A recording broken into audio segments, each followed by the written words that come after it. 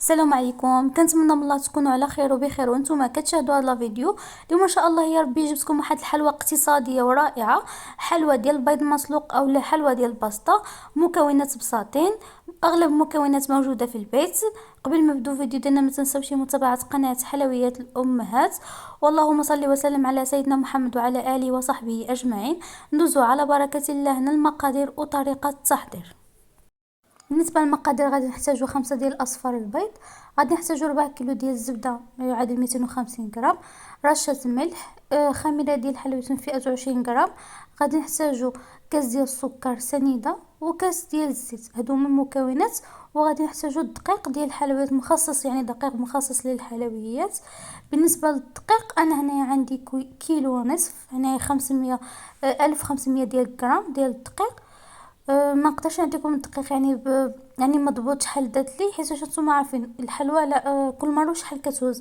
يعني بالنسبه للدقيق كيبقى عندكم ميزانكم، يعني ما تقصحوش الحلوى تتردوها قاصحه مره وما تخليوهاش خفيفه، ولا بقات مثلا خفيفه كتجي هشيشه، يعني ما كايناش شي مشكل.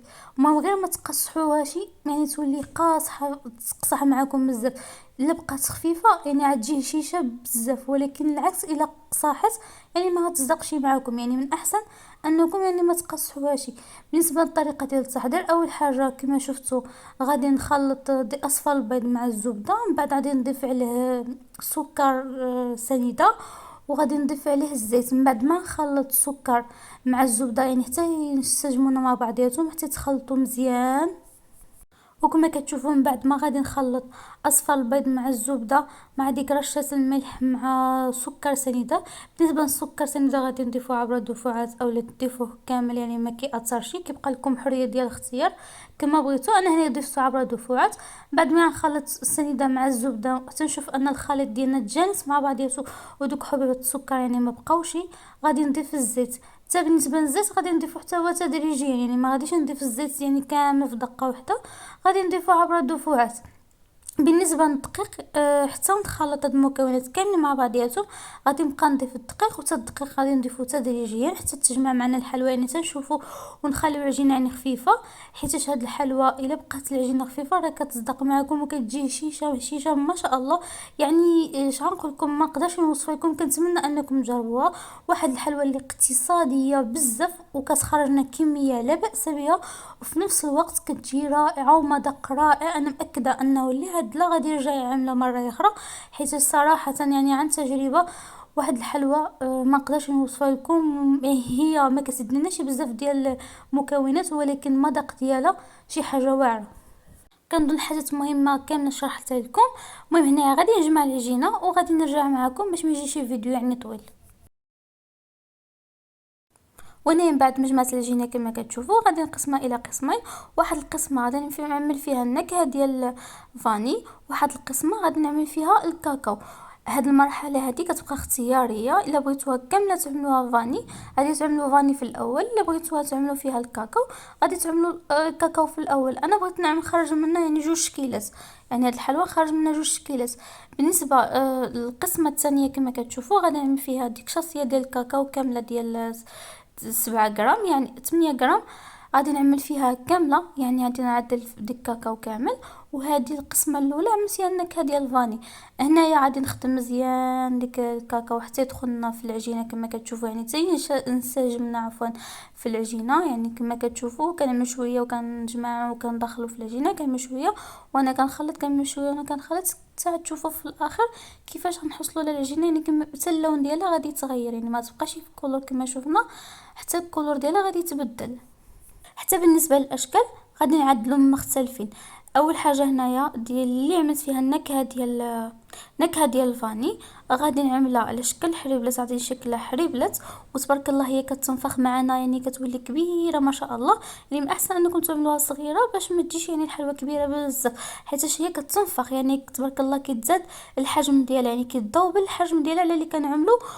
مهم انها كتكبر. يعني انتم تشوفوا الفيديو غتلاحظوا كيفاش هنايا كانت صغيره وتبارك الله ملي طابت كيفاش يعني ولات كبيره ما شاء الله يا ربي. بالنسبه للثانيه غادي نشكلها بطريقه مختلفه كما عاد تشوفوا في الفيديو. انا حاولت انني نزركم هنا الفيديو يعني واحد المرحله اللي سهله باش ما يجيش فيديو طويل.